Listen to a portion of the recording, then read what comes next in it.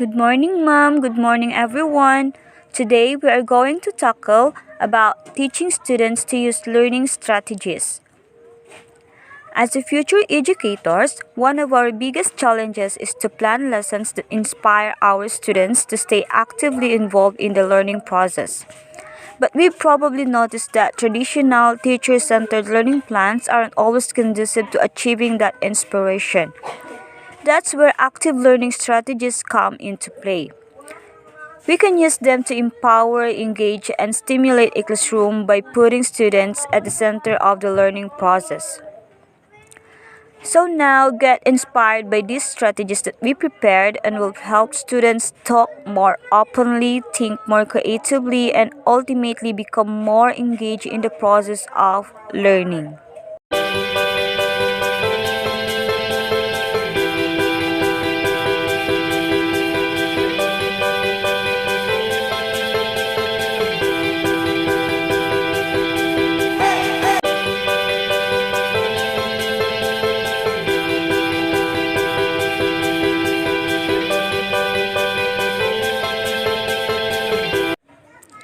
The first one is reciprocal questioning. Use reciprocal questioning to encourage an open dialogue in which students take on the role of the teacher and create their own questions about a topic, reading section, or lesson. After covering a topic of your choice in class or after assigning a reading selection, divide the class into pairs or small groups and have students come up with a few questions for discussion with the rest of the class. To facilitate the process, you can provide students with question stems, which provide a foundation for a question, but still require students to think critically about a lesson, text, or other section of material by completing the query. Reciprocal questioning can be particularly useful when preparing for tests or exams, introducing a new topic or section of course content, discussing reading or writing materials in greater detail.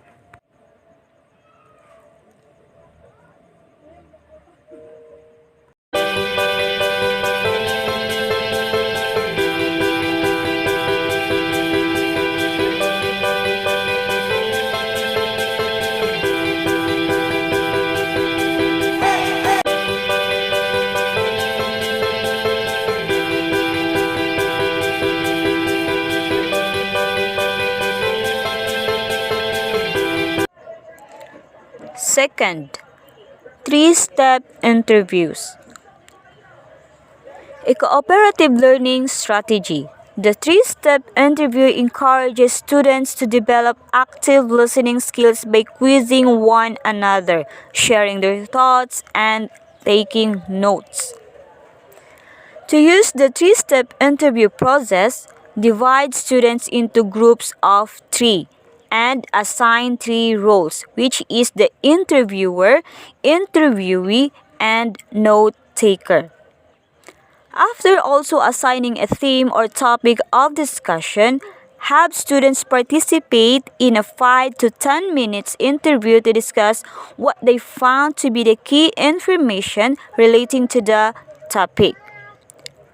After each interview, have students experience with this strategy. You may adjust the length of the time for each interview. One interpretation of the three-step interview process. Feel free to experiment with the duration and number of students involved in these steps. Before using the strategy, you may find it useful to have students explore the types of questions reporters ask in interviews and at what point in an interview they ask them. You may also want to provide recording sheets to use when they are assigned the reporter role. The three-step interview confers benefits including helping students learn and apply different questioning strategies. Second, strengthening students' connection with course material in a creative and engaging way.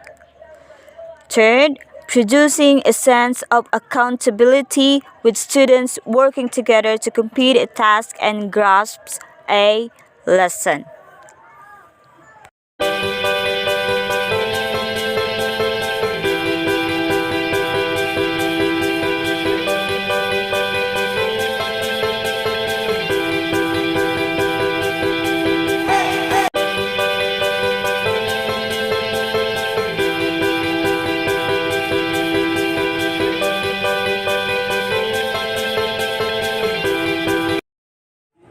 Third, the pause procedure.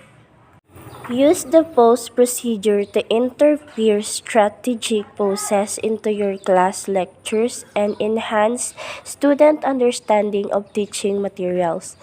To use the pause procedure, arrange for pauses of 2 to 3 minutes between every 10 to 15 minutes of lecture time.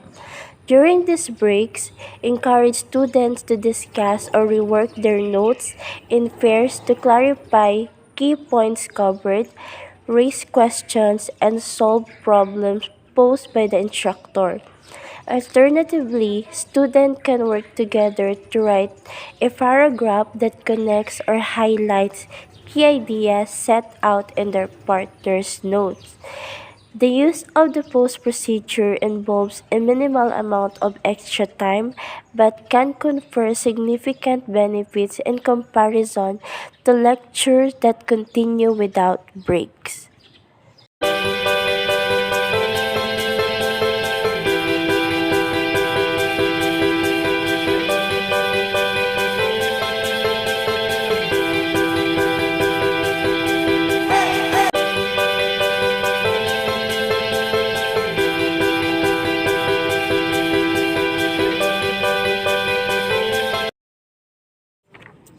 The Madias Point Technique. It involves asking students to write notes on the most unclear or most confusing element of the given homework assignment, lecture, or class discussion.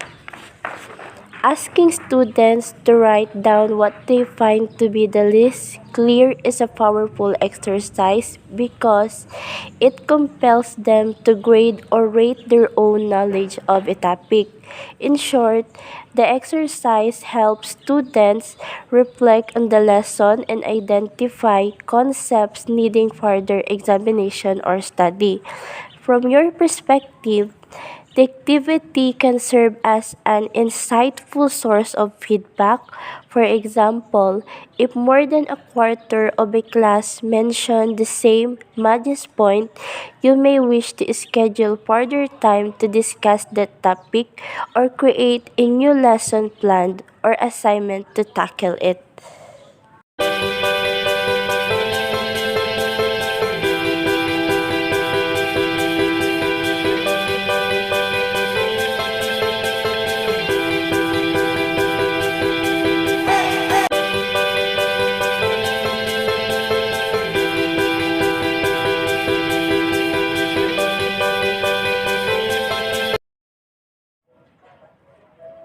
Fifth, the devil's advocate approach. Once you have completed an assignment or lesson plan, select a topic that is suitable for discussion and debate. The topic should be served as an appropriate subject for providing arguments from both sides. The activity is flexible and should be tailored to suit your students' grade level. In its simplest form, divide the class into two sections and coordinate a class-wide debate based on a selected topic. Alternatively, you may have students annotate reading text and respond to contentions by creating counter-arguments. Then, have students debate the proposals discussed during a mock town hall meeting.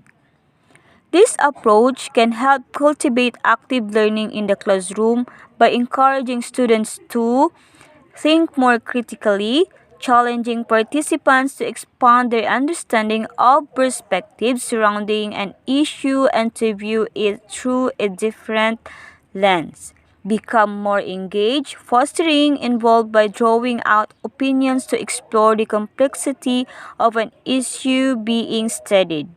Produce deeper understanding of topics or issues, using rigorous analysis to collectively clarify, probe, and pose alternatives to problems being discussed.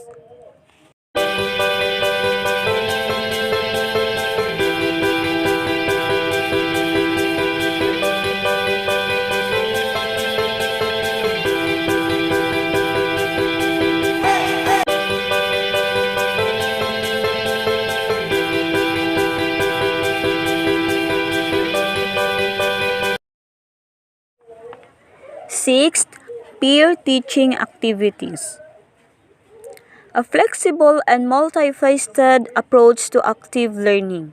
Peer instruction encompasses a range of scenarios where students instruct skills or explain concepts to classmates.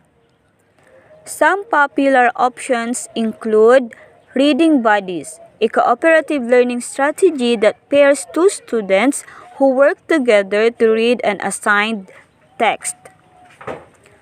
Next, cross-age peer tutoring, a peer learning strategy involving students in different grades, wherein which one student instructs another on material in which the first student is advanced and the second student is a novice.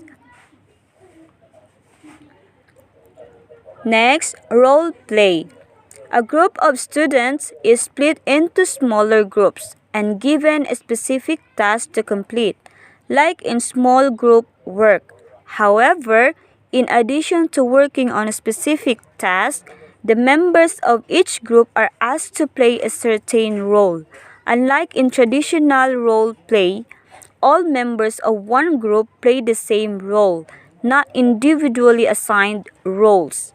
Peer teaching activities help boost vital skills and behaviors including student interaction, accountability, and group processing.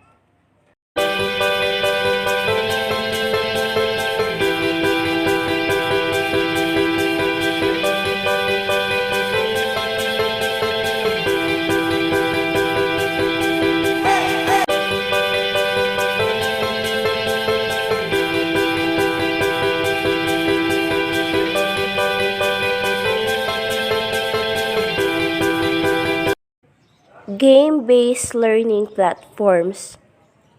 The game-based learning platforms add depth and differentiation to the educational process and allow students to work with their instructors to achieve their learning objectives. Eric Chenninger, he is a principal, author, and a senior fellow at the International Center for Leadership in Education. He writes passionately about the use of technology as an active learning tool. It is really about how students use devices to create artifacts of learning that demonstrate conceptual mastery through relevant application and evaluation. Give kids a challenging problem to solve that have more than one right answer and let them use technology to show that they understand. This, this is the epitome of active learning.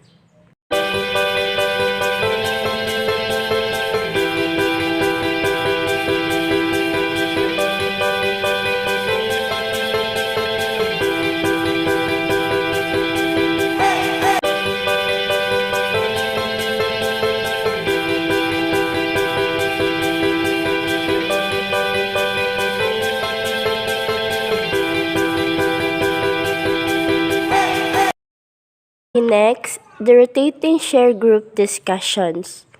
To use this strategy effectively, ensure that students adhere to the following pattern. When a student wishes to participate, they must raise their hand.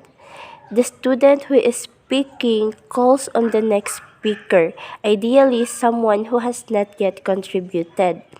The student who has been called upon briefly summarizes what the previous student said before developing the idea further. This process can be repeated across a variety of topics with your guidance to stay on limit with your guidance to stay on track and help stuck students. The benefits of rotating share group discussion are not only limited to the speakers, knowing that they may be called upon to summarize the previous topic. All students are engaged in attentive listening, frequently jotting down notes and ideas to stay on track in the space between speaking.